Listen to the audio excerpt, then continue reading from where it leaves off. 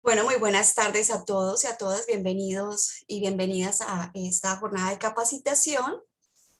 A continuación, la doctora Lady Joana Cardona, que será la moderadora, integrante de la Junta Directiva del Colegio de Jueces y Fiscales de Risaralda. Doctora Lady Joana, buenas tardes. Buenas tardes para todos. Mi nombre es Joana Cardona y en nombre de nuestra presidenta, la doctora Beatriz Eugenia Ángel Vélez, de la Junta Directiva de la cual hago parte y del Colegio de Jueces y Fiscales de Risaralda, me permito extender un saludo fraternal a todos los colegiados y no colegiados que se encuentran conectados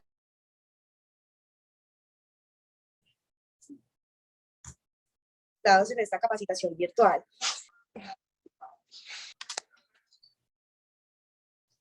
El día de hoy tengo el placer de presentarles al doctor Carlos Andrés Guzmán Díaz, quien nos acompaña con una charla acerca de la justicia penal y la virtualidad.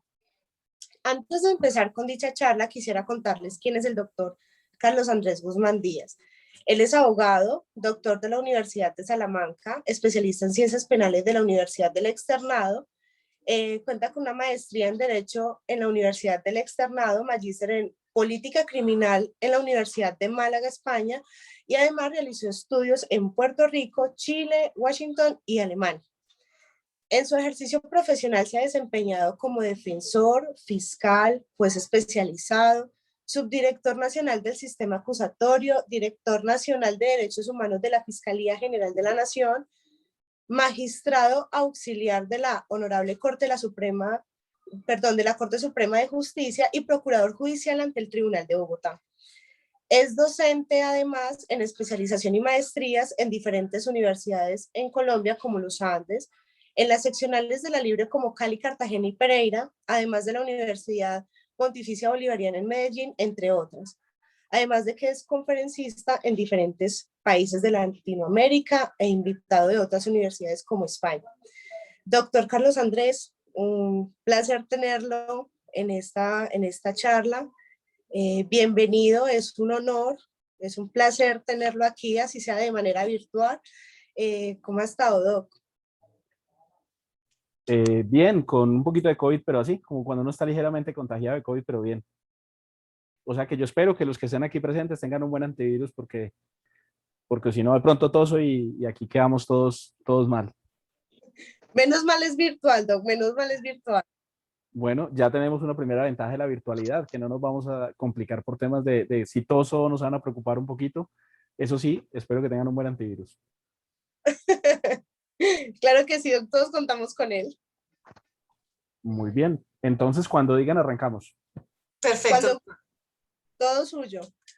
Muchísimas gracias. Bueno, muy buenas tardes a todas y todos. Qué gusto estar aquí con todos ustedes. Para mí es un verdadero privilegio poder tener este diálogo con las personas que nos acompañan también, tanto por Zoom como por Facebook. Así que es un gusto poder dialogar en esta tarde de hoy y debo darle las gracias especialmente al Colegio de Jueces y Fiscales de Risaralda, a su presidenta, la doctora Beatriz Ángel, a Joana por servir de moderadora, a Claudia por este espacio. Y bueno, no veo conectado por aquí algunos amigos, seguramente están desde Facebook, Facebook Live, Juan Camilo, Luis y demás, tantos amigos que sé que han estado por aquí muy pendientes. Veo también por aquí algunos buenos amigos, veo a Olaf, veo a Joana, bueno, qué gusto verlos a todas y a todos por aquí.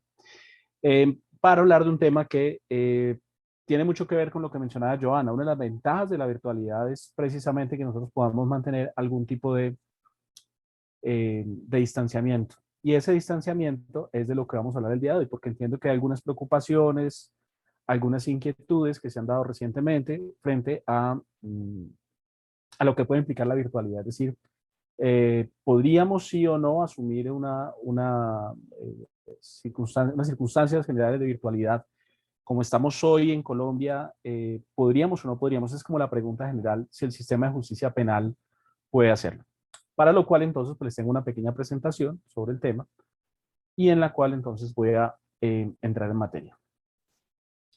Lo primero es que hoy en día sí tenemos uso de herramientas virtuales en la ley 906. Digamos que de alguna forma este año y pico que llevamos en aislamiento nos han permitido usar algunas de las destrezas que tienen los sistemas de información hoy en día, y por eso, por ejemplo, nos hemos acoplado, incluso antes de la pandemia, en recepción de denuncias. Ya podemos presentar algunas de las denuncias por internet, otras podemos desde una plataforma, otras podemos enviar por correo, y eso implica que nosotros ya estábamos aproximándonos a un escenario de virtualidad. Pero también hemos tenido que ajustar los actos de investigación. Incluso ahí uno aprende cosas, por ejemplo, como a tener cerrado el micrófono para evitar el recorte. Entonces, en actos de investigación, fíjense que hemos tenido que acoplarnos, tanto así que, por ejemplo, realizar entrevistas a través de herramientas virtuales, que eso no lo hacíamos, siempre hacíamos que el ciudadano se desplazara hasta la sede de la fiscalía o el investigador y lo buscaba. Tener la posibilidad, por ejemplo, de realizar ciertas actividades tales como el acompañamiento de los allanamientos, por ejemplo, utilizar algún tipo de herramientas virtuales y dejar fijado todo lo que ocurre en esas diligencias. O también la fase de ejecución de penas, donde nosotros sabemos que siempre hay una altísima congestión, es una de las partes del sistema de justicia penal más olvidadas. Y en la fase de ejecución de penas, entonces, también estamos incorporando algunas herramientas virtuales. También, por ejemplo, hemos visto que hay una nueva forma de hacer las audiencias preliminares. Antes teníamos que llenar un formulario, radicarlo en el centro de servicio, esperar que asignaran sal y demás. Pues ahora con la virtualidad hemos aprendido que podemos solicitar la audiencia, hemos podido solicitar al centro de servicios que nos diga qué juzgado le corresponde, el centro de servicio nos informa, nos mandan a veces el link de una vez hasta el correo electrónico, y ya esto se volvió como algo muy eficiente, por lo menos en las audiencias preliminares. Incluso en esas mismas audiencias preliminares, aprendimos lo importante que es, por ejemplo, que podamos hacer traslados a través de correo electrónico, de carpetas compartidas, de exhibición a la cámara. Es decir, si nos comparamos a lo que éramos hace año y medio, nosotros hemos encontrado una cantidad de destrezas que tal vez no sabíamos que teníamos. Tal vez no estábamos listos para ello, pero digamos que a la mala nos tuvimos que acoplar a ellos dentro del proceso penal. También para la presentación de recursos. Ya entonces mandamos el recurso, a veces nos notifican la decisión por correo electrónico, a veces tenemos la posibilidad de ir consultando en internet cómo va el proceso, si tiene o no tiene algún tipo de avance. Eso ya estaba, pero con la virtualidad hemos desarrollado la necesidad de consultar en qué estado va en proceso, por ejemplo, una apelación, sin necesidad de estar acudiendo al tribunal o sin necesidad de estar acudiendo al juzgado. Es decir, que nosotros mismos nos obligamos a adoptar ciertas habilidades que no lo hacíamos tan frecuentemente.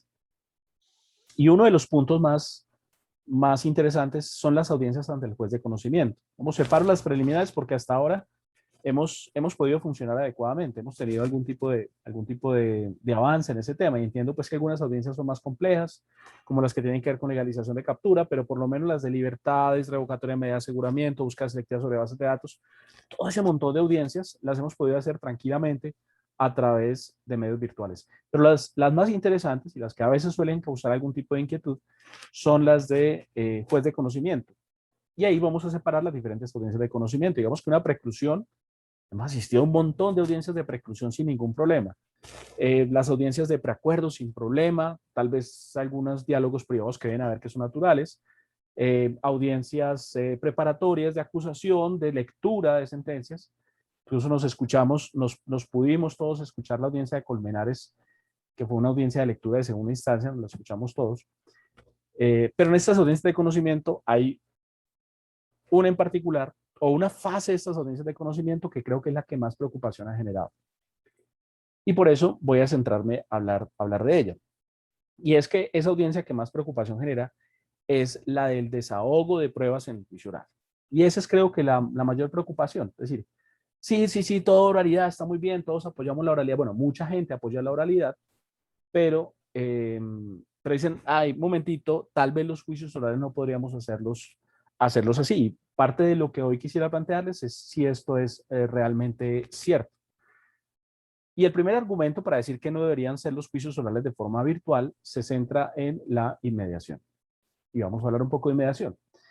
Hay que reconocer que la inmediación es una garantía supremamente importante, pero es una garantía que se mira desde diferentes perspectivas. Por ejemplo, si uno revisa un informe de la Comisión Interamericana de Derechos Humanos del 99, uno evalúa que para la Corte la inmediación, para la Corte Interamericana, realmente la inmediación se mira es desde el procesado hacia el juez. Es decir, que juez y procesado puedan tener ese diálogo directo, sin terceros, pero a renglón seguido señala la gran preocupación que realmente subyace a todo el tema de la inmediación, y es la preocupación porque una persona pueda ser condenada, absuelta, o que el juez tome una decisión a partir de actas. Y creo que es ahí donde nosotros tenemos que enfocar todo el tema de la inmediación, es decir, que el juez no perciba tanto directamente al acusado, que es muy importante percibirlo, pero que pueda percibir directamente al medio de conocimiento, a quien le está ofreciendo la información al juez. Y eso, la Corte Suprema, decisión 5836, lo subrayó y dijo, es muy importante que, por ejemplo, los sistemas de audio y video estén enfocando al testigo. Y esto lo explicamos, digamos, también en clases permanentemente. Y es que lo más importante no es que la cámara esté apuntando al abogado aburrido, al fiscal preocupado, al señor procurador o al abogado de víctimas. No, lo importante es que la cámara esté apuntando al testigo precisamente para dar cuenta de un aspecto muy importante, y es la forma en que el testigo responde. Y esto es importantísimo porque está en el artículo 404 del Código de Procedimiento Penal. Las actas, en cambio, no permiten ver cuál es la forma en que el testigo responde. No sabemos si el testigo dijo, testigo, ¿usted está en el lugar de los hechos? Sí, sí, o sí. Entonces, la entonación, la forma en que la persona responde, pues puede tener alguna trascendencia de cara a valorar qué tan confiable y qué tan creíble mejor resulta determinado testigo o determinado perito para un juez. Y esa es la garantía y esa es la gracia de un sistema seguro, claro, de un sistema con mucha seguridad,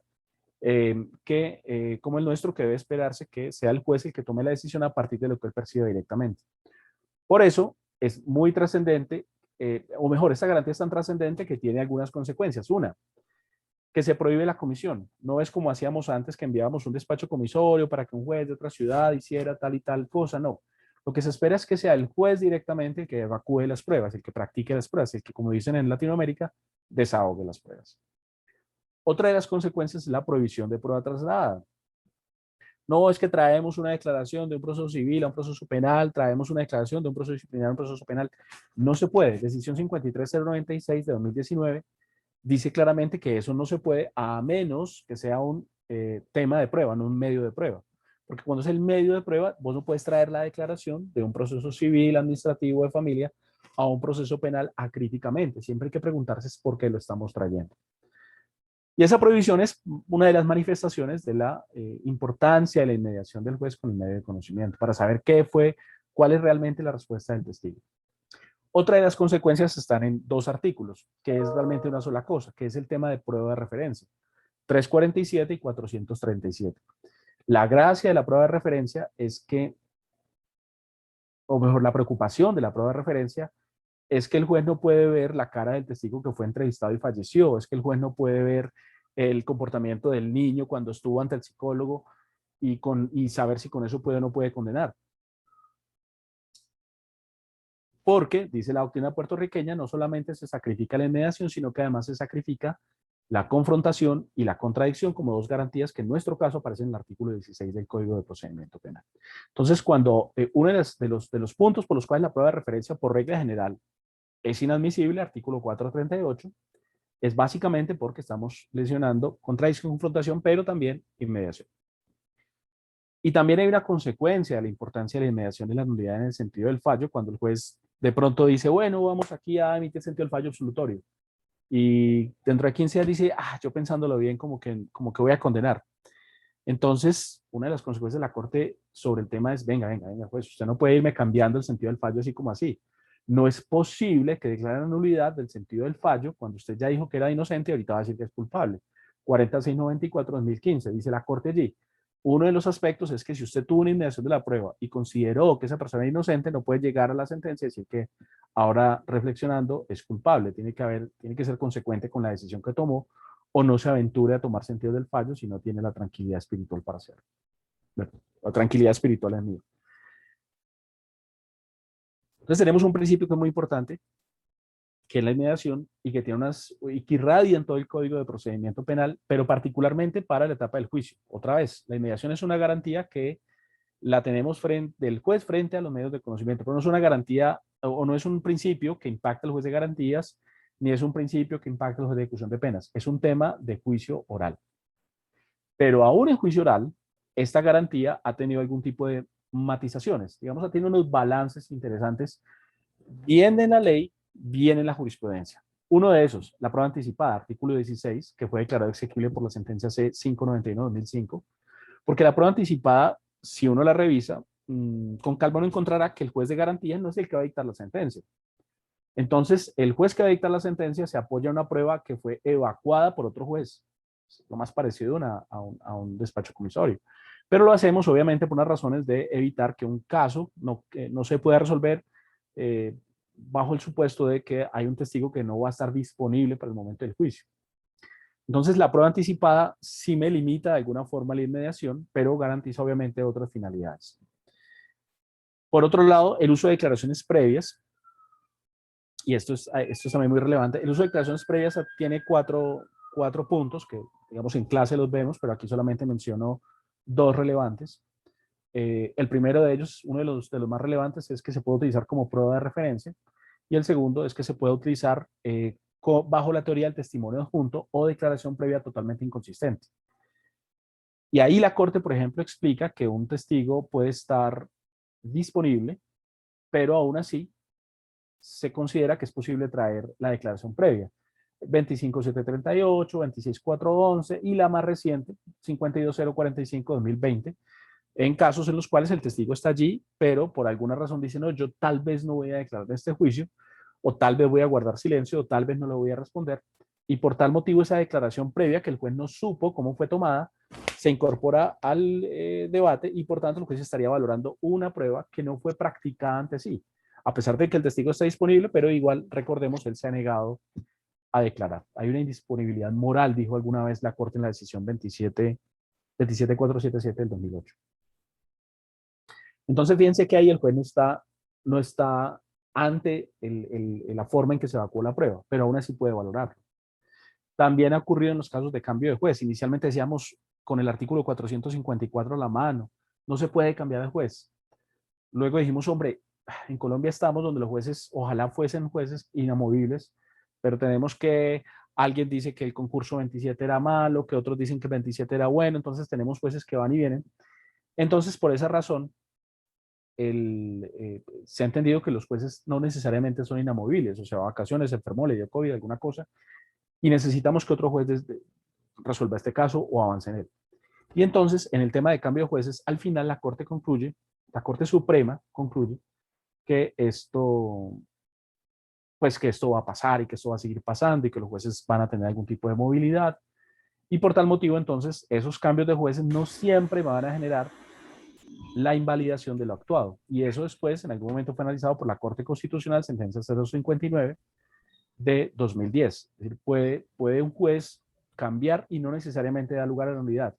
¿Qué es lo importante? Dice esa sentencia de la Corte Constitucional, que pueda el juez basarse en los registros de lo que ha ocurrido en el juicio. Y en algunos casos, sí, la Corte sí ha anulado casos, por ejemplo, donde el juicio, donde los registros desaparecieron. Esto que les estoy contando, valga la cuña, es un resumen de un artículo que va a ser publicado en esta semana o la otra, en la revista Cuadernos de Derecho Penal de la Universidad Sergio Arboleda, donde explico esto con más calma, con más detalle, muestro la línea jurisprudencial, y donde se ve cuándo sí y cuándo no la Corte ha anulado por cambio de juez, o cuándo sí o cuándo no ha anulado por pérdida del registro de lo ocurrido en las audiencias. Y en ese artículo, que apenas salga se los contaré, yo en redes les comparto cosas, apenas salga les cuento, porque ahí también hago la línea jurisprudencial sobre lo que entiende la Corte frente a la inmediación y los recursos. Una decisión más interesante sobre este tema es la decisión 42656 de 2017, donde básicamente señala que el juez de segunda instancia o el juez de casación realmente no está haciendo un juicio de valoración inmediata, sino que está haciendo un juicio de corrección sobre la valoración. Es decir, lo que está diciendo es si fue o no fue bien valorado por el juez de primera instancia. Luego no habría problema con la inmediación en segunda instancia, pero al final reconocemos, digamos, Hay que ser francos también, y es que el juez de segunda instancia termina valorando. El juez de segunda instancia termina diciendo, yo a ese testigo no le creo. A diferencia, por ejemplo, de los juicios de nulidad en Chile. En Chile, en segunda instancia, los jueces no deciden sobre la valoración de la prueba, sino que se fijan solamente en temas de trámite, y esto obviamente ha sido cuestionado por la Corte Interamericana de Derechos Humanos en el caso Darín Catrimán contra Chile, donde dijo, hombre, usted también tiene que hacer una valoración de prueba de fondo precisamente porque ese es parte de su ejercicio. ¿Cuál es la conclusión entonces? Que la inmediación es supremamente importante, pero también la inmediación ha tenido matizaciones, con prueba anticipada, con uso de declaraciones previas, con cambio de juez, en tema de recursos. Es decir, reconocemos que la inmediación no es un absoluto, como ningún absoluto hay prácticamente ninguna de las garantías que existen en el Código de Procedimiento Penal.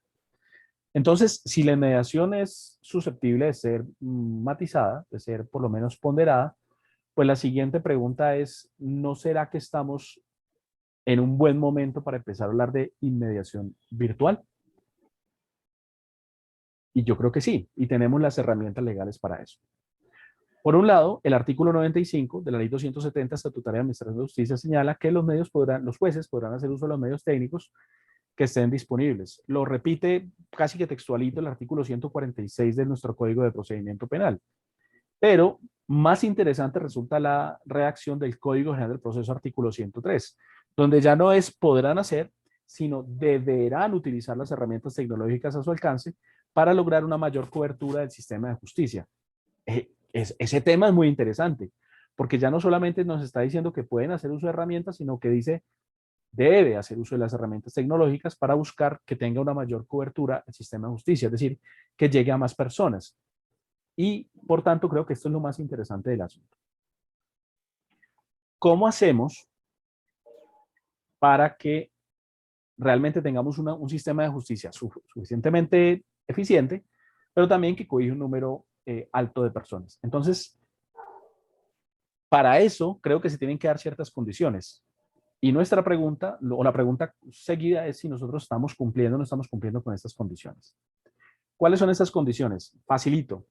Que nosotros tengamos personas que se puedan conectar a un buen internet y crear un equipo más o menos decente. Frente a lo del equipo, ya casi todo el mundo tiene celularcito pues que es táctil, y eso ya es un gran avance porque significa que se le pueden descargar aplicaciones. Si es un celular de botones, es posible que no tenga la posibilidad de hacerlo. Ese es como digamos como el nivel de medición. Y claro, uno va a decir, bueno, pero ¿qué tanta gente puede tener acceso a un celular de estos? O por lo menos que pueda llegar a un café internet, o por lo menos que pueda decirle a alguien, présteme un teléfono. Según datos de Mintic, hay 30 millones de celulares con datos y hay 60 millones de líneas telefónicas. Es decir, hay más teléfonos que personas en Colombia. Hay más teléfonos celulares que personas en Colombia registrados. Y de esos 60 millones, hay 30 millones que tienen datos. Ahí tendríamos que decir, bueno, nos quedan como 20 millones de colombianos que no tienen, pero tenés que sacar ahí, en ese cómputo, por ejemplo, niños, que seguramente no todos los niños tienen un teléfono con conexión a datos. Algunos sí, seguramente, pero de pronto de 1 a 5 años va a ser muy raro que lo encuentres, pero tienes un grupo etario que en el cálculo tienes que sacar. Luego vas a tener que sacar un montón de gente que posiblemente no le interese tener un teléfono celular o que simplemente no tenga acceso a esa tecnología. Pero sí tenés un grupo etario fuerte de 30 millones de personas, que implica que tenés un nivel de cobertura de más de la mitad de la población. Entonces, ahí tenés un montón de gente que sí tiene acceso a un teléfono con datos. Y de acuerdo con un estudio que hizo Deloitte o Deloitte, como gusten, el 78% de personas utilizan WhatsApp.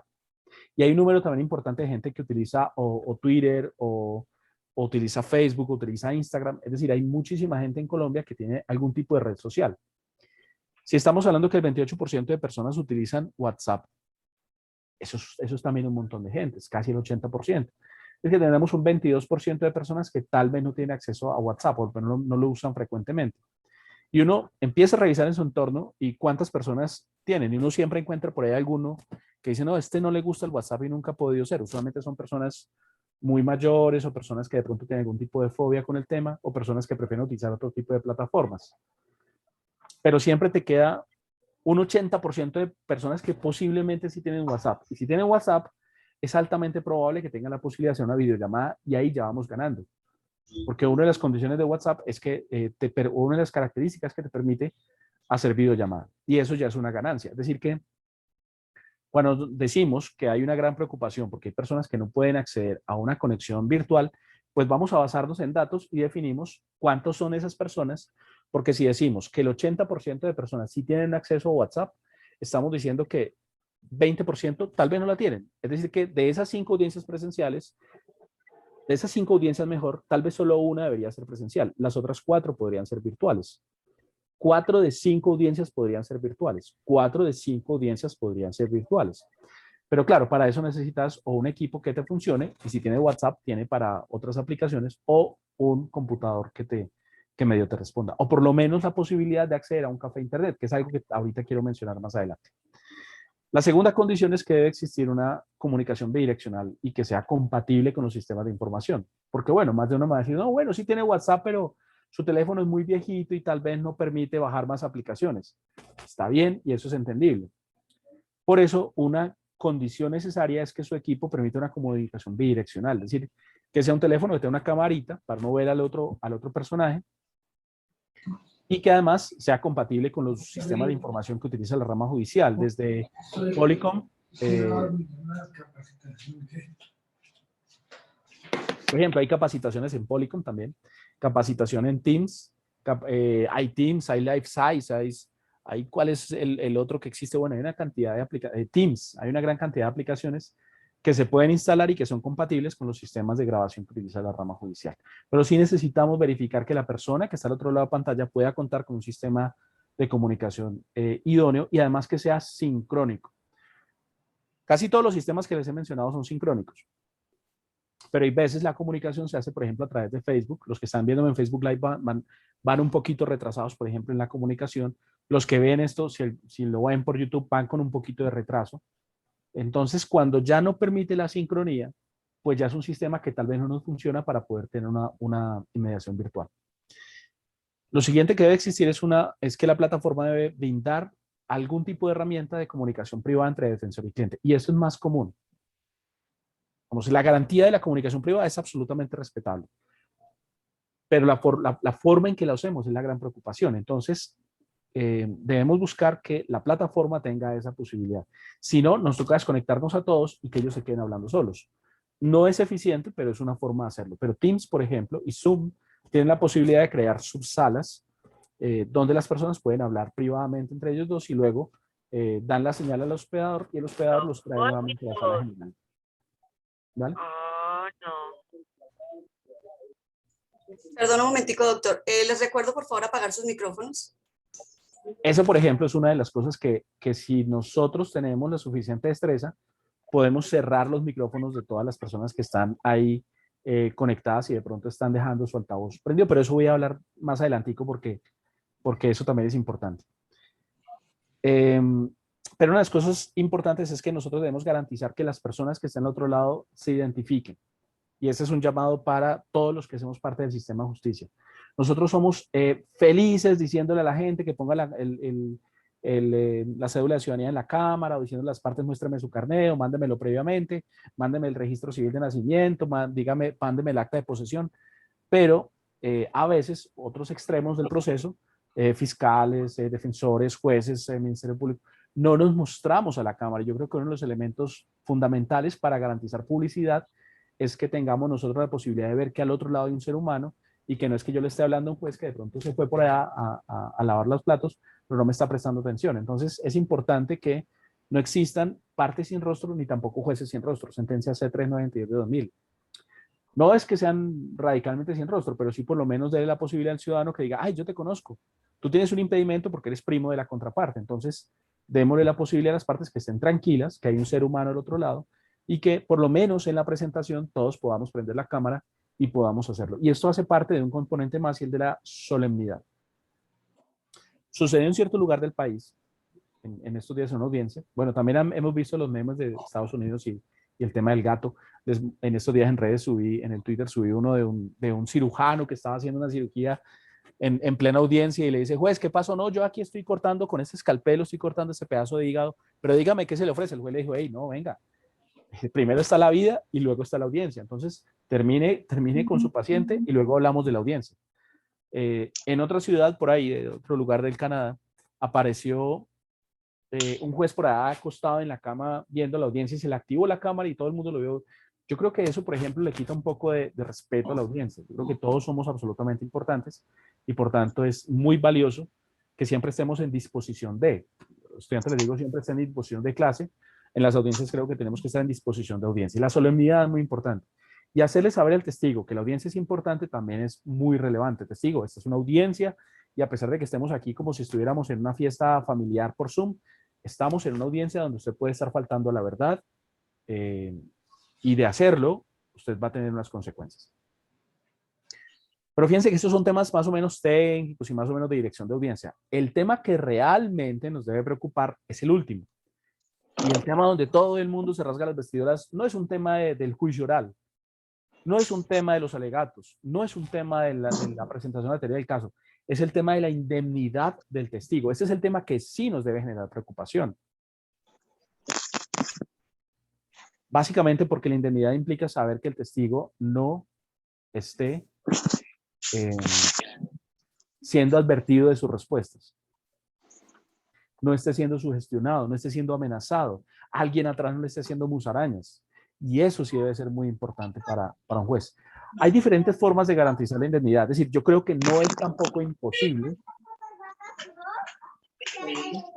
Yo creo que no es imposible que podamos garantizar la indemnidad del testigo. Yo creo que es... Me he olvidado.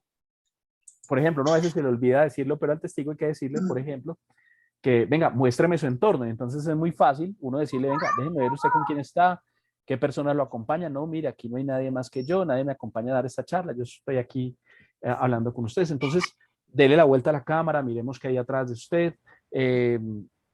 O incluso podemos decirle, si estamos tan desconfiados y tan intranquilos y pensamos que el artículo 83 de la Constitución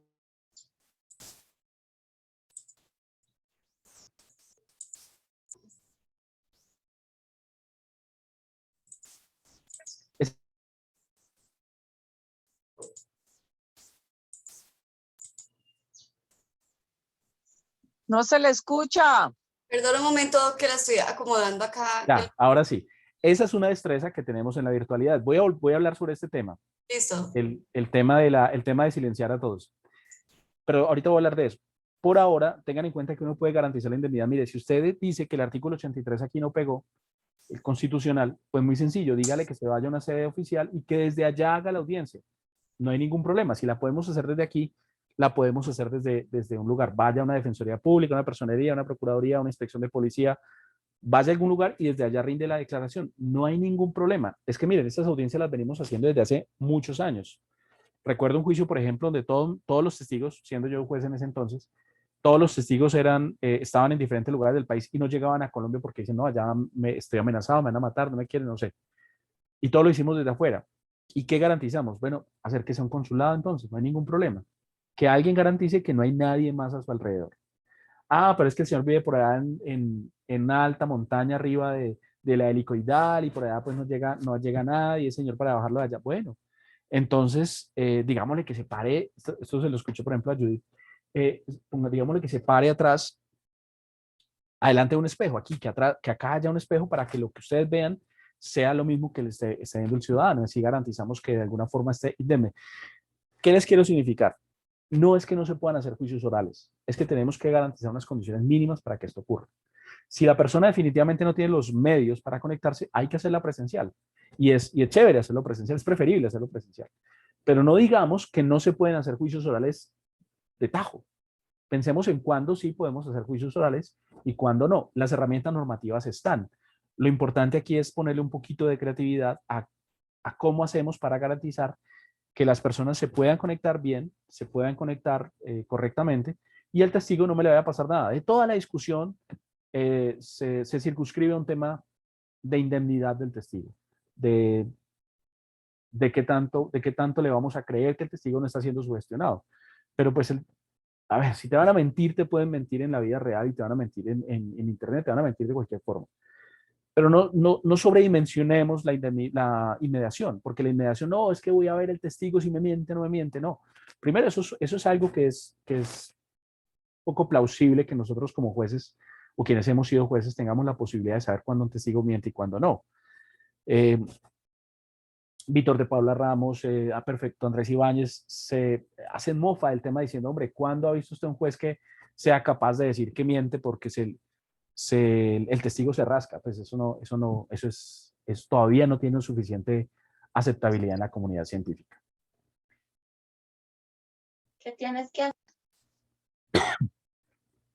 Pero, además, leía por ahí a alguien que decía, no, y es que además el juez puede saber si miente porque se le dilata la pupila y le suben las manos. Yo no conozco ninguna sentencia donde un juez diga, es que le medí la pupila y medía 5 milímetros más y por tanto está mintiendo. No conozco ninguna. Y pues si alguien conoce alguna, pues estaría muy encantado de leerla porque quisiera saber cómo hizo para saber si la pupila le creció o no le creció por razón de estar mintiendo. Entonces, hay cosas, no, es que se sobó las manos, hombre, no sabe si tiene un problema de tiroides, no sabe si hay algún problema. Hay unos profesores de apellido Alan, por ejemplo, que han estudiado mucho el tema del lenguaje no verbal y dicen, si usted no conoce el contexto, es muy difícil que usted sepa si una persona está mintiendo. Entonces, no sobredimensionemos la inmediación, sino más bien preocupémonos porque existan las condiciones técnicas para que una persona pueda conectarse y garanticemos la indemnidad. Lo que realmente nos preocupa es la indemnidad y esa es la preocupación que todos legítimamente tenemos. Muy bien. Ahora, dicho esto, también hay que decir, bueno, tenemos unas condiciones que cumplir, pero ¿para qué queremos virtualidad? ¿Por qué quisiéramos virtualidad? La virtualidad tiene varias ventajas. Una de ellas facilita la labor de los jueces. Yo creo que es la más importante. Quienes hemos sido jueces sabemos lo difícil que es, por lo menos en Bogotá. Yo no sé si de pronto en Pereira, en Dos Quebradas, en Santa Rosa, de pronto tienen mejores posibilidades de salas.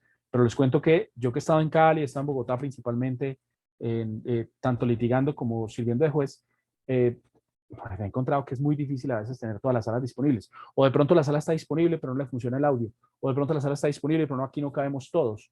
O de pronto la sala está disponible, pero se daña el micrófono.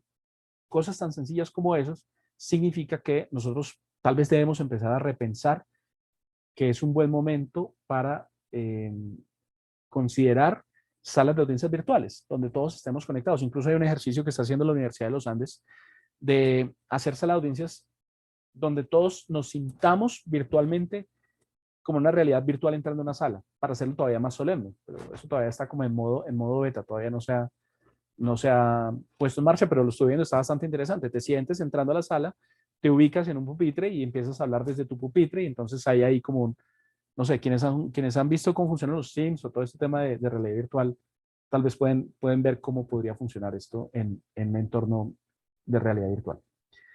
Pero esto tiene además otra ventaja para los jueces, además de la disponibilidad de salas, y es que cuando la audiencia se hace en sala, al final, no, espere que estamos quemando el CD, y entonces el CD hay que esperar a que el señor CD se queme, o venga, cópieme la memoria, o pase dentro de 5 días para el CD. Aquí en Palo Quemado, por ejemplo, son muy queridos y hay que esperar 5 días para que le quemaron el CD. Yo no sé si en Alpujarrita será igual, en la Alpujarra será igual, pero aquí por lo menos hay que esperar 5 días para que te quemen el CD y saber cómo quedó la audiencia.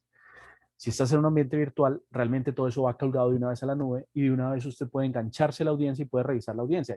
Y esto es una ventaja para los jueces, porque el juez entonces, si hoy, esta noche, quiere revisar la audiencia, de hecho creo que hoy, al final de esta charla queda colgada en Facebook y usted mañana puede revisar esta charla para revisar algún referente jurisprudencial que se quedó por allí. Entonces, significa que uno puede acceder mucho más fácil a las audiencias siendo juez. Incluso las partes también pueden acceder porque ya está en la nube. Entonces, el juez no tiene que ir hasta el juzgado para traerse el expediente a la casa, para leerlo en la casa, sino que desde la casa puede revisar la audiencia para saber qué ocurrió. Otra ventaja, algo que se ha trabajado muchísimo, creo que el Eje Cafetero tuvo un ejercicio interesante sobre audiencias virtuales, sobre audiencias digitales, para articular las audiencias de las partes y que las partes en su teléfono puedan ver cuándo está sincronizada la audiencia. En Teams, por ejemplo, entre otras plataformas, pero recuerdo Teams, le permite a usted que la comunicación que se haga te quede una vez registrada en tu calendario, cosa que tu calendario te dice, hey, en 15 minutos va a empezar tu audiencia. Entonces, la sincronización de agendas es una herramienta que, por ejemplo, todavía no hemos explorado de forma suficiente, pero que le ayudaría mucho a los jueces de garantizar que la persona en su celular ya le quede automáticamente. De hecho, Teams te permite dar clic y decir, acepto la reunión, es decir, te queda de una vez confirmada la asistencia a la audiencia. Eso es muy, muy bueno. Pero hay una ventaja también, y es el control de las salas. Los jueces no saben quién entra en las salas. Creo que fue en Dos Quebradas donde llegó alguien con una correa y empezó a darle correazos a un testigo, un acusado, no sé. Esto, por ejemplo, no va a pasar en una audiencia virtual, porque el juez va a controlar quiénes son los que ingresan y salen. De hecho, en las audiencias en tribunales, donde usualmente yo he litigado recientemente, siempre te dicen, venga, espere que todavía no ha empezado la siguiente audiencia, espere, todavía no te van a dejar ingresar, te informan, y el juez está permitiendo y está verificando quiénes entran y quiénes salen. Incluso, y por eso ponía tanto el ejemplo del micrófono, el administrador de la reunión puede silenciar a todos los que están en el grupo. Entonces, si alguien me está haciendo bulla en la audiencia, yo no le mando a llamar al custodio, yo no, cierro el micrófono y ya, listo, solucionado el problema. Incluso en Zoom usted puede expulsar a alguien de la sala de audiencias y ya. Entonces, las plataformas te permiten además un mayor control de lo que sucede en las salas de audiencias por parte de los jueces.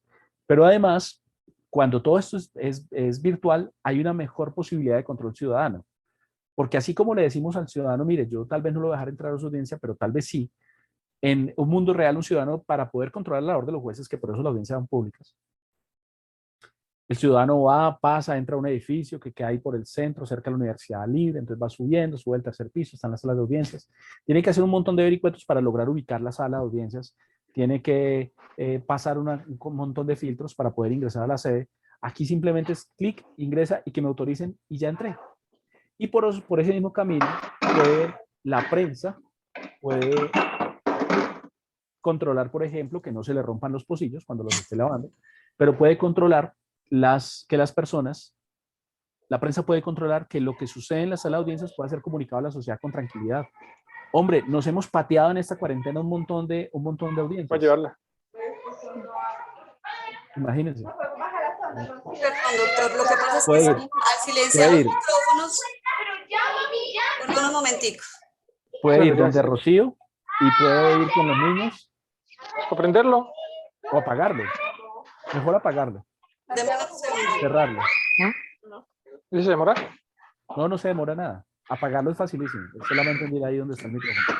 Acá ya lo voy a suspender. Es que lo que pasa es que al suspenderlo no sé por qué se me le apaga el suyo también y no me lo va a activar. Ah, no se preocupe que ahí todos estamos aprendiendo a manejar estos aparatos.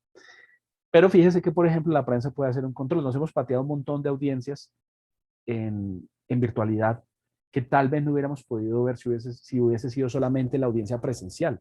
Y eso permite contradecir, hombre, que esta juez de aquí de Bogotá tan juiciosa, mira cómo hizo esto, o el tribunal cómo es que le dice cuánto sí y cuánto no. Y nosotros podemos, y eso la prensa lo ha hecho, y lo ha controlado y lo ha verificado, y ha dicho, hombre, tal vez están atacando injustamente a un juez. La prensa ahí cumple un papel muy importante en temas de virtualidad. Usted en una sala de audiencias con prensa se le llenan 50 cámaras y eso es un montón de gente ahí amontonados y señor, venga, no me le tome foto al testigo, venga, no haga esto. Entonces, algo que sí puede hacer, y eso lo dice la sentencia de CEU 141-2020, donde le dice además que el Ministerio Público es el que va a tener la vocería en nombre de la prensa, como el amicus curiae del proceso penal colombiano, el Ministerio Público puede tomar esa vocería de la prensa. Entonces, dice que es muy importante su papel como forma de controlar la actividad judicial, y eso es muy valioso.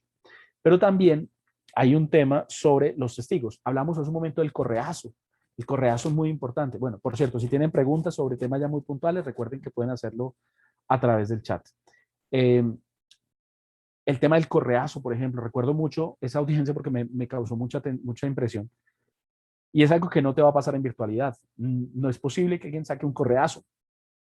De hecho, lo que estamos haciendo es garantizando. Yo recuerdo también un juicio en Bogotá, donde el testigo terminó de la declaración, el fiscal dijo, bueno, sí, testigo, muchas gracias, puede irse. Y atrás estaba esperándolo la familia, no recuerdo si era de la víctima o del acusado atrás, estaba haciéndole señas pues de una forma muy fuerte. Y la víctima, el testigo sale y uno no supo qué pasó con ese testigo. Se le fueron las familiares detrás, no lo sabemos. Entonces, yo creo que una forma también de proteger a los testigos y a las víctimas es decirles, hombre, tal vez ir a una sede judicial puede implicar que haya unos ciertos riesgos que Dios no lo quiera pueden pasar. Pero también hay que considerar que las víctimas muchas veces están invirtiendo tiempo para desplazarse a una sede judicial.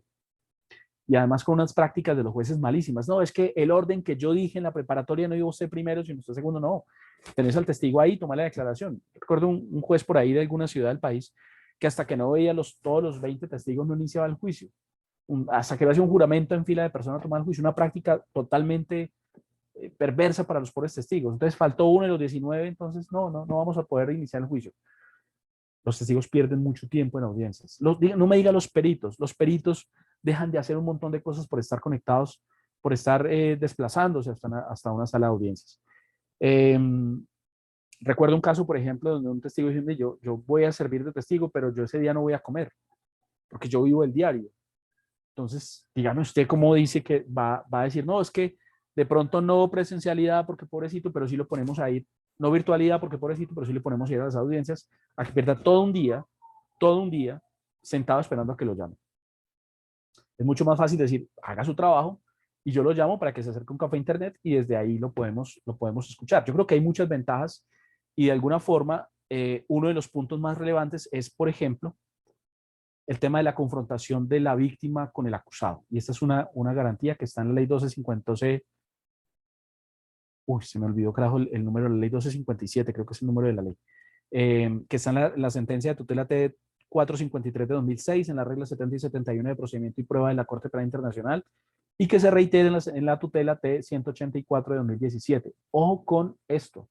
Y la Convención de Belén do Pará te lo dice y los instrumentos que la desarrollan te lo dicen. No pongas a la víctima de una agresión de género a confrontarse en contra de su acusado. Esto que estamos haciendo ahora evita esa confrontación. De hecho, esta es una forma más económica de hacer cámaras de GESEL. Esto que estamos haciendo en este momento. Ustedes me están viendo, yo no los estoy viendo a ustedes. Ustedes son así de queridos que no me dejan saludarlos. Pero por lo menos esta virtualidad le entrega una gran facilidad para evitar la confrontación en términos de la Convención de Belén do Pará.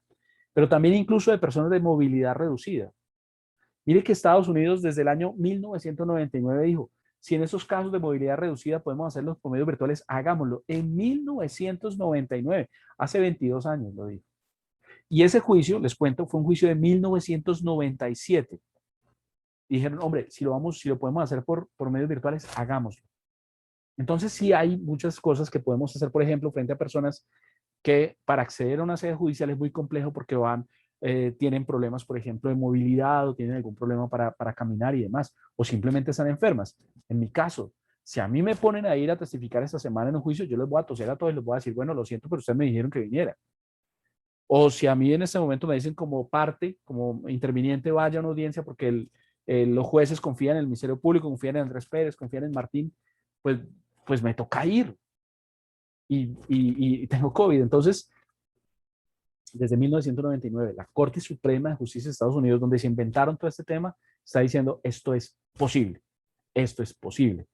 Entonces, nosotros no podemos ser más papistas que el Papa. Nosotros tenemos que encontrar la forma de garantizar que las audiencias se pueden hacer y que garanticemos algunos de estos presupuestos.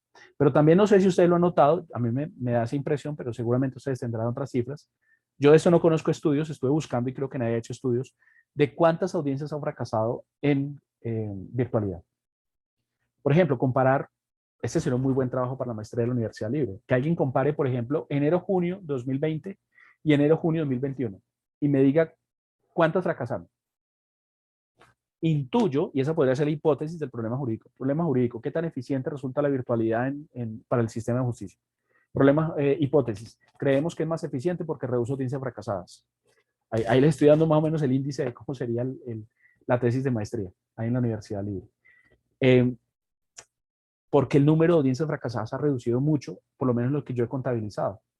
Yo por lo menos he estado haciendo más audiencias que antes. Y además esto mejora la puntualidad de las partes, porque no, es que ya no es el trancón, ya no es que a la entrada me dijeron, ya no es, alguien hacía un tema sencillo, présteme las llaves para ir al baño del complejo judicial. Esto parece una bobada, pero esto también impacta en el desempeño de las audiencias. Entonces, si mejora la puntualidad, reduce también el número de audiencias fracasadas. Hay que considerar que tal vez tengamos que empezar a reflexionar sobre la virtualidad. Pero uno de los puntos más interesantes es que ahorra tiempo y recursos en costo de oportunidad y en costo de dinero. Esto cuesta también un montón, porque un defensor que tiene que estar desplazándose a, qué sé yo, a San José del Palmar, a Cartago, a Armenia, Pereira, Manizales, Dos Quebradas, a Santa Rosa, pues es un defensor que ya seguramente va a tener que estar eh, desplazándose más y gastando más gasolina. Y no se diga si tiene que viajar a otras regiones del país. Camilo Valencia, por ejemplo, un gran abogado que tiene que irse por todo el país en ejercicio de su profesión, pues seguramente va a invertir mucho más dinero. Y ese dinero obviamente pues es el cliente que lo paga. O en la fiscalía. Yo recuerdo hace unos años que trabajaba en la fiscalía autorizando a los fiscales que trabajaban en mi equipo para que fueran a otra región y me dijeron, no, mire, es que vine hasta acá y se dañó la audiencia. ¿Cuánto cuesta eso al Estado? ¿Cuánto le cuesta el desplazamiento de personas, de lugares de unos y otros? ¿Y cuánto nosotros podemos hacer en ese mismo tiempo y cuánto dejamos de hacer? Costo de oportunidad.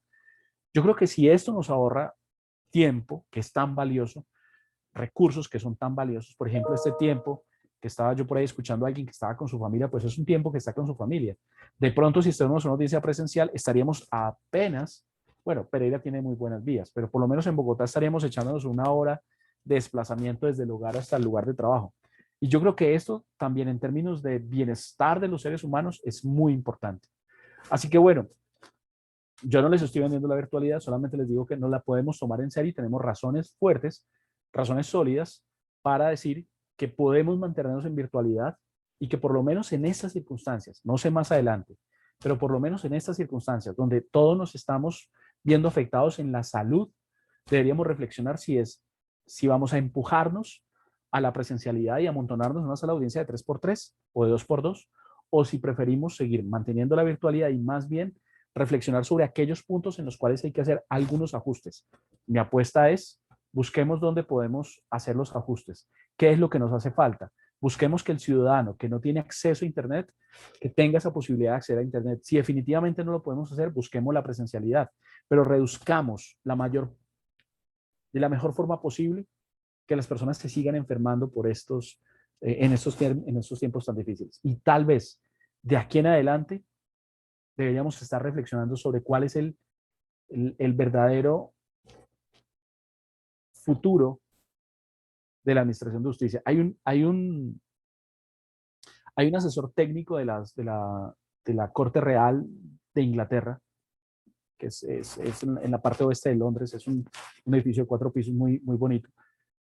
Hay un asesor que él decía lo siguiente, tal vez nosotros vamos a ver que esas salas de audiencias, como las conocíamos, van a ser una anécdota más propia del pasado, porque tal vez estamos ante nuevos tiempos. Y yo creo que tal vez hacia allá deberíamos estarle apuntando a pensar cómo nos imaginamos nosotros las salas de audiencias en un futuro. ¿Seguiremos todos amontonándonos y desplazándonos y mandándonos epístolas? ¿O seguiremos buscando la forma de hacer más cercana a la administración de justicia al ciudadano y que el ciudadano pueda obtener mejores respuestas? ¿A cuánto nos gusta ir a un banco? ¿A cuántos nos gusta estar haciendo fila para el médico? Y ya los bancos y los médicos nos atienden hasta de forma virtual. Pensemos si tal vez la Administración de Justicia debe dar ese paso. Y con eso, siendo las 6 en punto de la tarde, les doy las gracias y quedo muy atento a las preguntas que puedan surgir sobre este tema. Bueno, y ahí quedamos conectados para los que tengan alguna inquietud.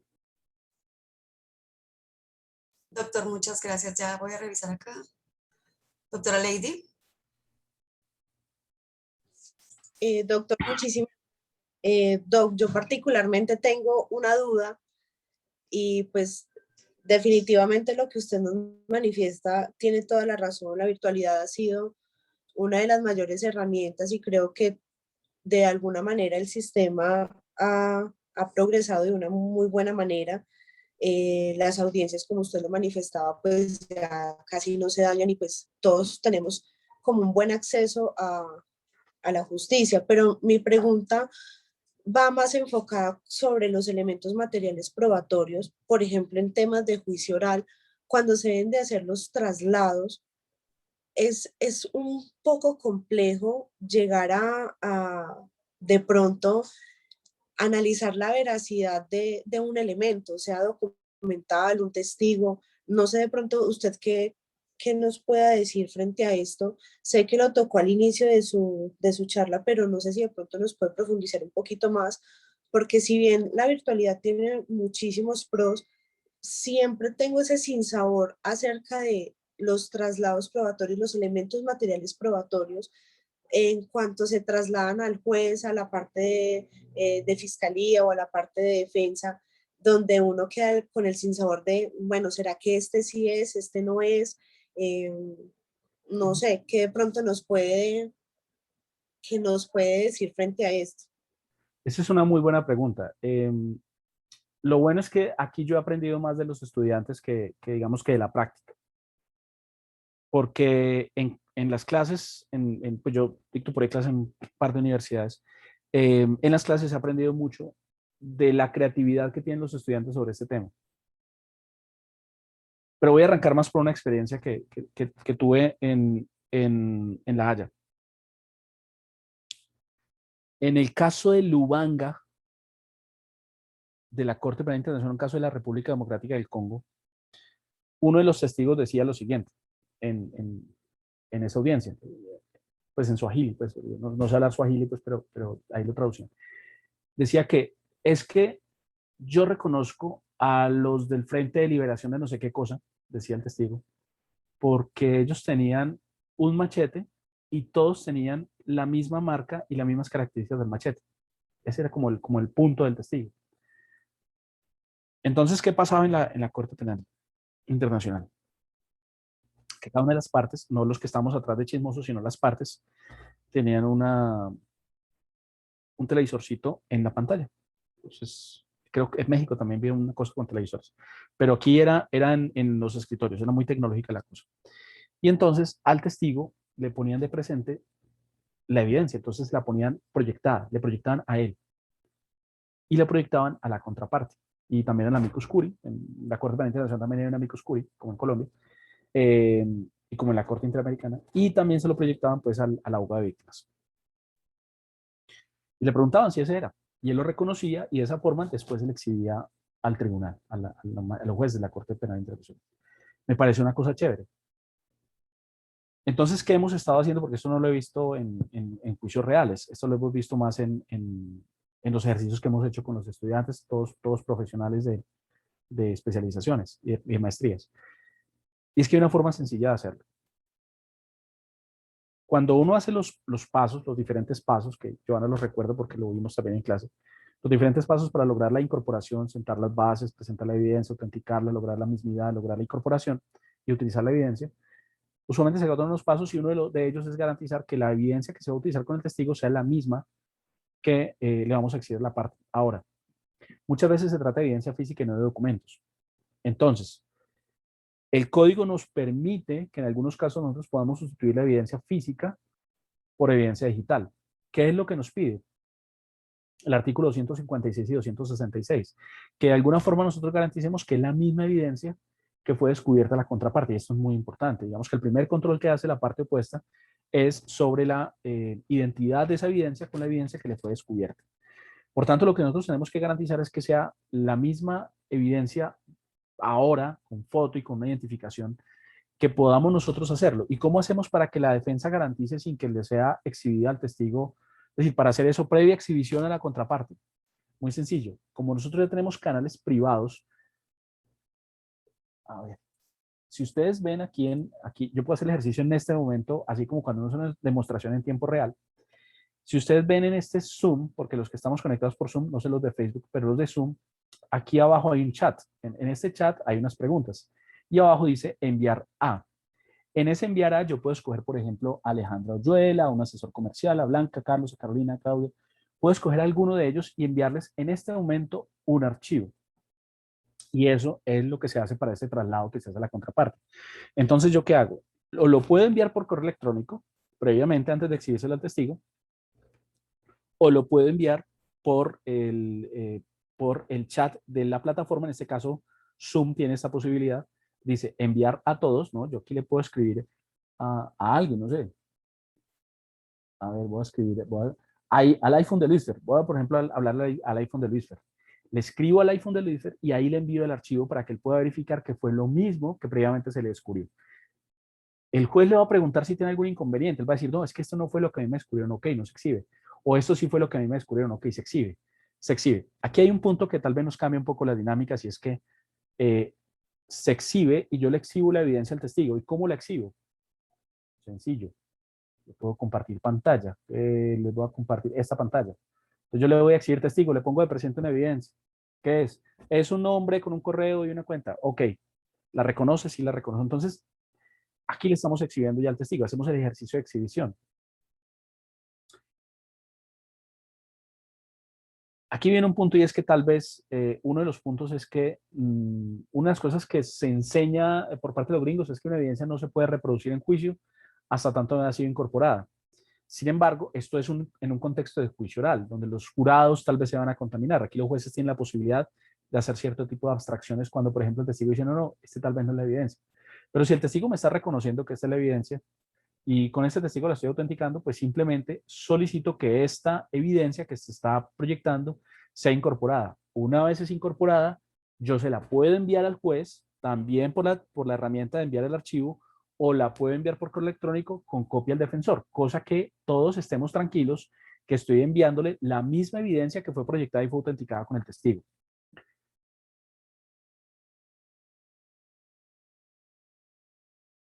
Ahora,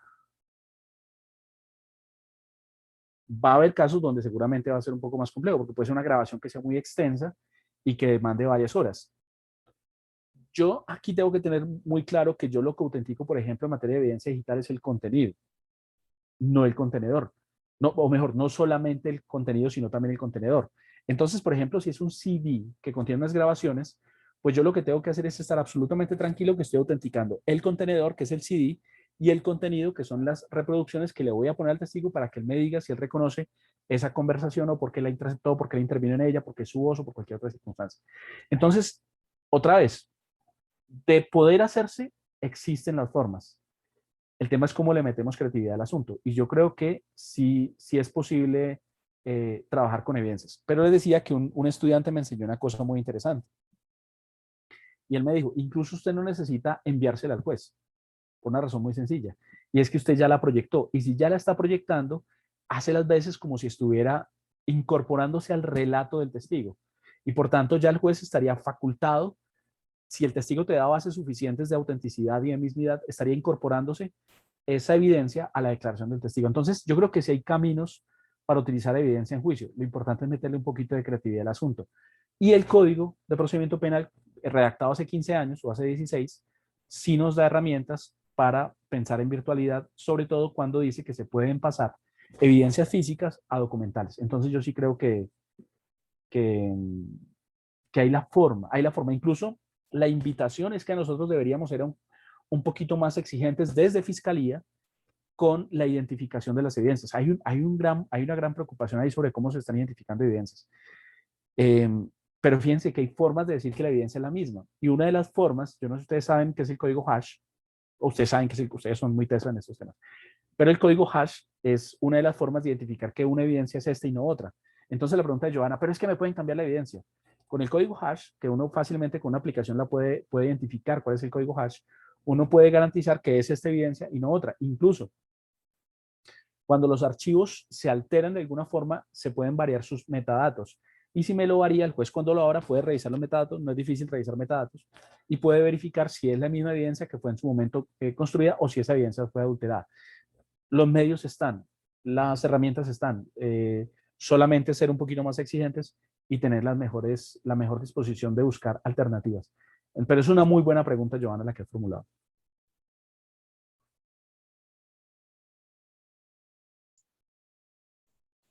Doctora Joana.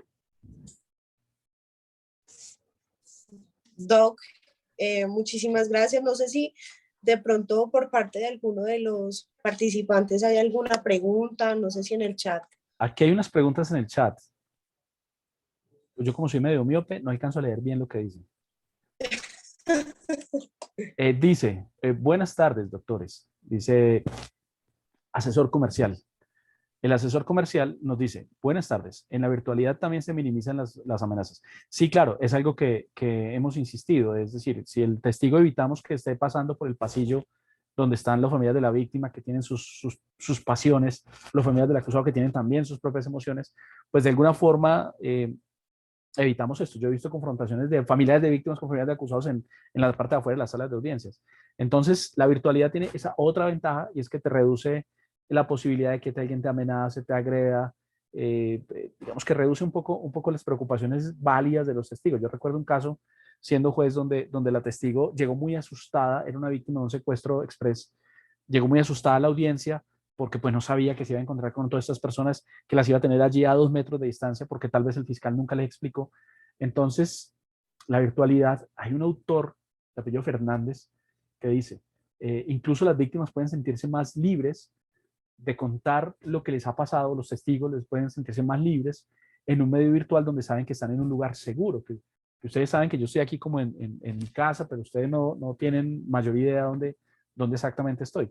Entonces, así le pasa a una víctima, puede sentirse un poco más tranquila porque está en un ambiente seguro. Pensemos un poquito más en las víctimas y esto puede tener un efecto bastante útil hacia futuro. Dice Carlos Rodas, el trancón no es una disculpa, estamos de acuerdo, pero sí es las fallas tecnológicas, no me conecta, eso también es cierto, sí, es cierto que hay muchas personas que tienen dificultades, que tienen problemas para adaptarse a la tecnología o simplemente no funciona. A mí, si se me cae el internet en este momento, quedo fregado porque ya no me podía hablar con ustedes. Y eso sí es importante que el juez lo tenga muy presente. Digamos que el secretario que antes estaba ahí como mirando que la grabación no se fuera, yo creo que cambia su rol y su rol es estar pendiente de que todos estén conectados. De hecho, incluso tener comunicación con las partes. Hay jueces en Bogotá muy creativos que crean grupos de WhatsApp. A mí no me gusta que creen grupos de WhatsApp. No me gustan los grupos de WhatsApp, pero particularmente no para procesos penales. Imagínate yo pues ahí chateando con él, bueno, en fin, con un montón de gente. Entonces, pero sí por lo menos que uno privadamente le esté diciendo al secretario, mira, me desconecté. Ok, paramos la audiencia y hasta que usted no llegue, no seguimos.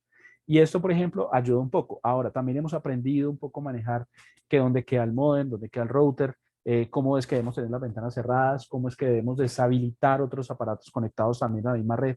Eso también implica que nosotros estamos ajustándonos un poco a ese tema. O, por ejemplo, deshabilitar video entrante para que ustedes me vean, pero yo no los vea a ustedes, mejora un poquito la señal. Pero son cosas que vamos aprendiendo en el camino y bueno, Carlos, tiene ahí una gran razón.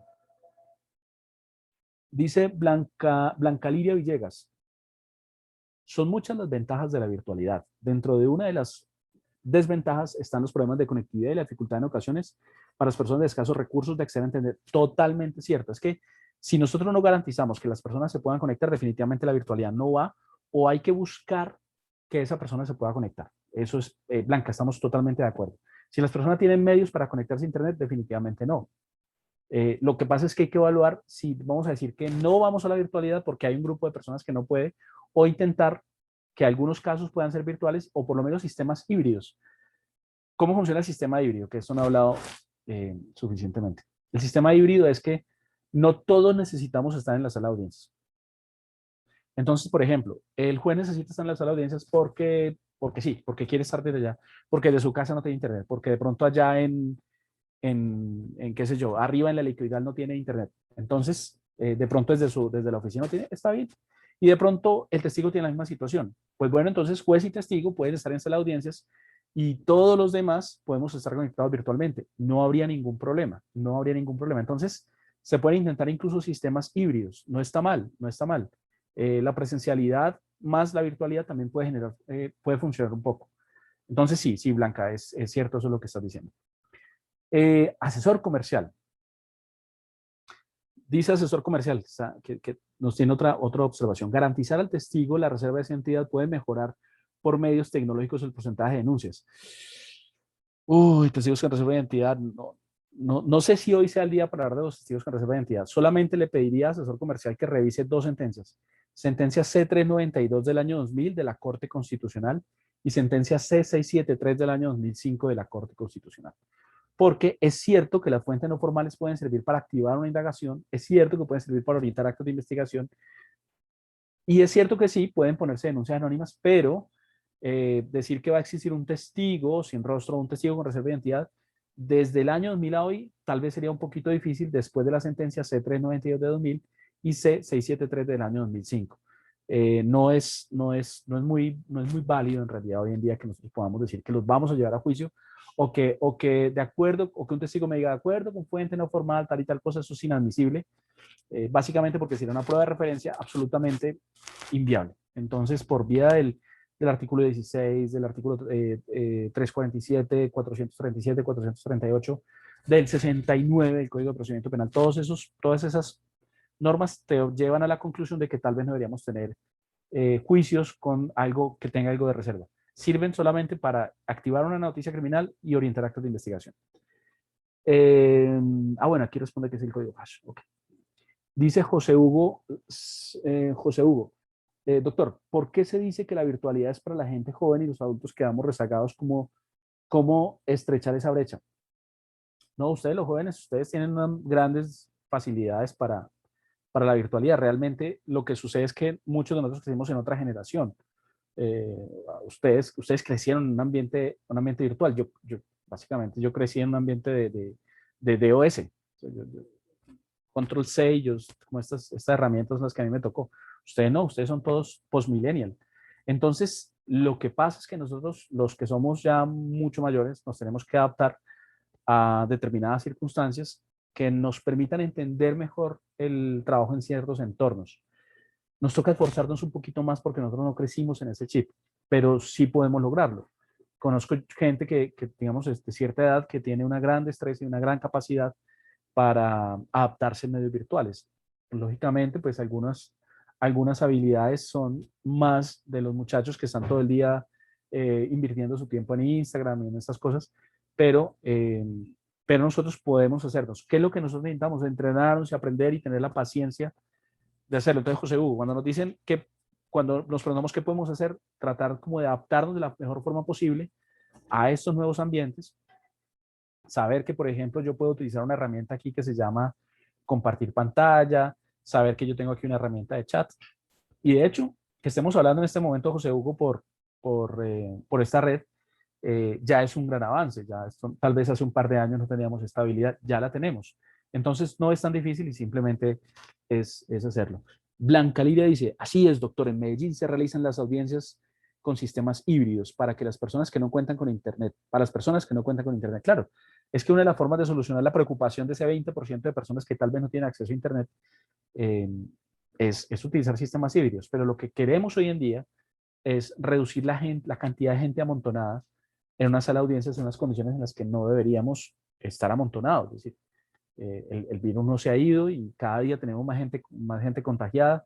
Y les decía, pues incluso aquí quien les habla ha evitado toser para no asustarlos, pero en esa estamos. Creo que María Elena tenía la mano levantada, Joana, no sé si es así. Sí, doctor. Buenas tardes. Hola. Doctor Carlos Andrés, ¿cómo Hola, está? María Elena Ríos, ¿cómo ha estado? ¿Cómo está? Muy ¿Qué bien, Pérez? usted, doctor. Muy bien, ¿cómo va todo? Muy bien, muchas gracias. Doctor, pues escuchándolo, entiendo que es un abanderado de la virtualidad, lo cual comparto plenamente. A nivel personal, pues mi concepto personal, forjado desde la experiencia profesional, es que la virtualidad nos ha dado un avance impresionante en lo que tiene que ver por lo menos en Pereira, y en esto coinciden mis compañeros jueces de control de garantías, porque pues en alguna oportunidad tuvimos una reunión en la que se valoraron todas las virtudes que usted hoy ha resaltado. Y mi pregunta sería si la conclusión que podemos hacer es que, y al escucharlo también, es que digamos que la gran dificultad que se presenta en virtualidad es casi que única y exclusivamente lo que tiene que ver con el juicio, y podría llegar a decirse que en la preparatoria, pero en las demás audiencias, etapas procesales, al contrario, la virtualidad es muy favorable y nos ha llevado a economía, agilidad, pues por todas esas ventajas que se resaltan. Esa sería pues entonces como la primera pregunta, si esa es una, yo diría que el gran problema sería el problema de la inmediación en lo que tiene que ver con la valoración de la prueba en el juicio. Y apartándome un poco de eso, con lo que tiene que ver con las audiencias de control de garantías, hemos visto que la Fiscalía desde hace un tiempo ha venido haciendo todas sus diligencias en el SPOA, Y entonces eso significa que ellos no llevan muchas veces expedientes y muchos de ellos no tienen expedientes y el argumento que nos presentan en audiencia es, eso está registrado en el SPOA, eso tiene una fecha, una hora exacta de registro, por ejemplo, las órdenes que ellos emiten. Y ha sido, digamos, que uno de mis grandes cuestionamientos al momento de hacer las valoraciones para las audiencias de garantías.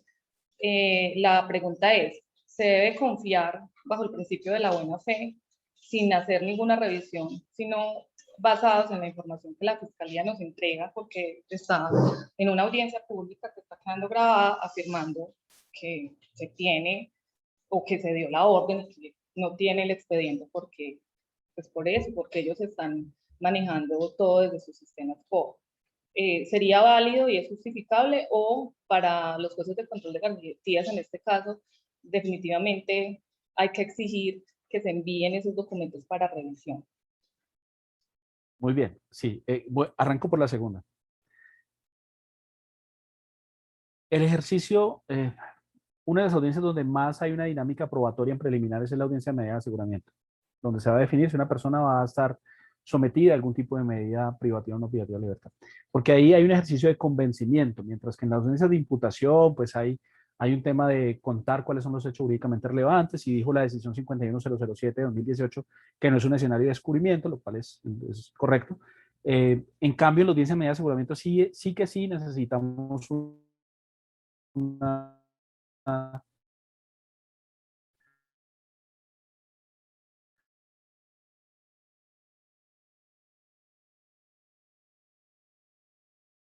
cómo se...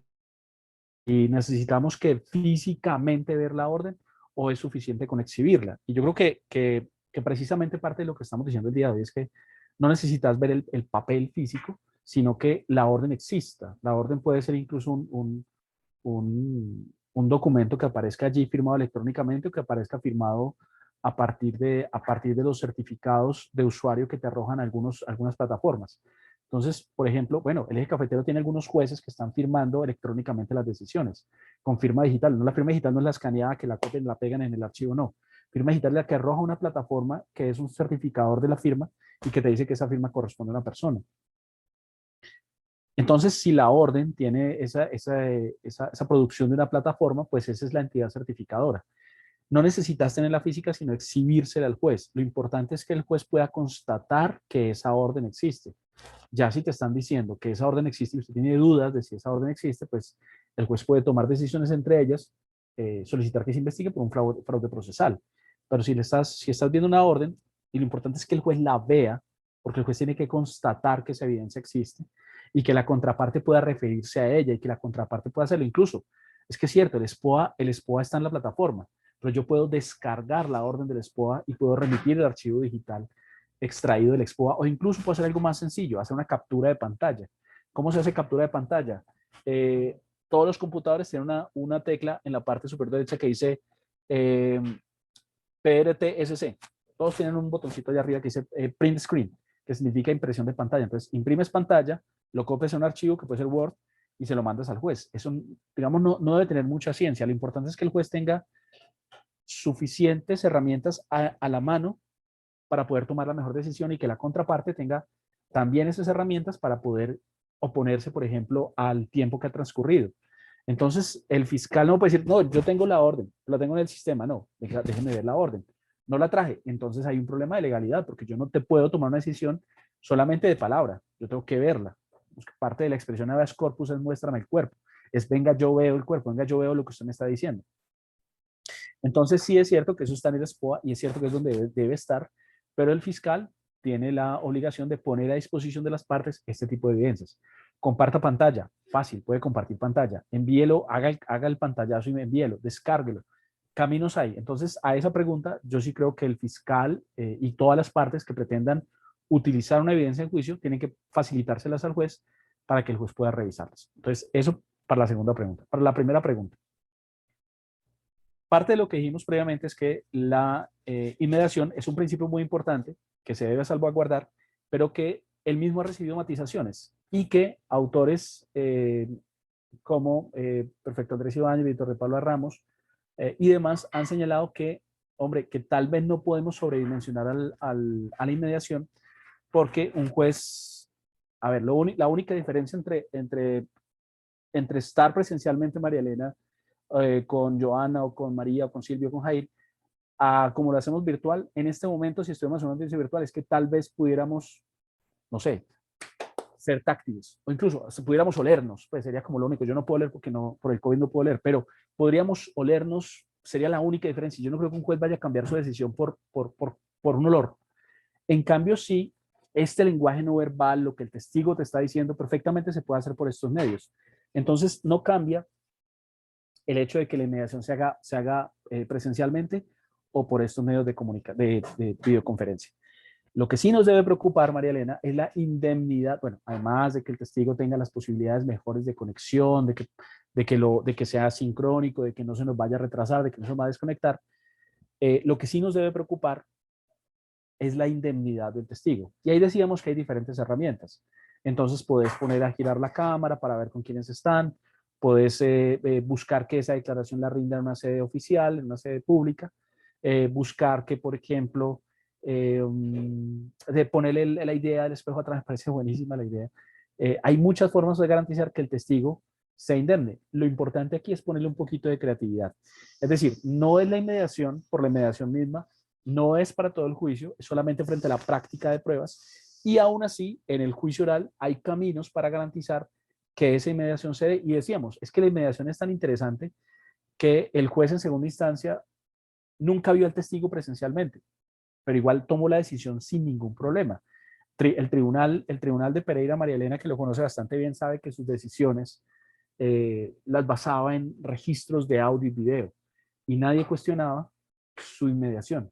Entonces, digamos que ahora es que nos estamos preocupando un poco más, pero yo creo que la gran preocupación no es tanto la inmediación, sino la indemnidad del testigo. Si le apuntamos a corregir las preocupaciones de indemnidad, estamos al otro lado, sobre todo partiendo que, ¿por qué tenemos que por qué tenemos que suponer que el testigo nos está diciendo mentiras solamente porque está en internet? Eso sería como presumir que está de mala fe, ¿vale? Doctor, muchas gracias. Bueno, Joana, yo creo que ya como que no hay más preguntas por el día de hoy. No, doctor, al parecer no hay más preguntas o algo Perfecto. Cumplimos con el horario previsto entonces. más. Así es, doctor. 6:30 en punto, 6:31. Muy bien, Doc- entonces no me queda sino darle las gracias. Creo que no hay más. No me queda sino darle las gracias a todas y todos por habernos acompañado el día de hoy. Me alegra muchísimo poder dialogar. Muchas gracias nuevamente al Colegio de Jueces y Fiscales de Risaralda. Espero que en próximas oportunidades nos volvamos a encontrar tal vez con otros temas. Obviamente, si algunos de esos temas quieren ser ampliados, quedamos en contacto, podemos hablarlos. La práctica, por ejemplo, de un manejo de evidencia en juicio por medios virtuales seguramente genera algunas inquietudes, pero con alguna práctica más adelante en otro escenario lo podemos explicar. Por ahora, muchas gracias, Joana, muchas gracias a Claudia, muchas gracias a la señora Presidente, y bueno, hasta una próxima oportunidad. Que tengan feliz noche, cuídense mucho. El COVID está por Doctor, ahí. igualmente, pronta mejoría, doctor. Estaremos pendientes de su salud. Un abrazo. Gracias. Y muchísimas gracias, Doc, muchísimas gracias por el tiempo, porque sabemos que está enfermito y que tuvo que hacer un gran esfuerzo el día de hoy. Y muchísimas gracias por ello. Gracias.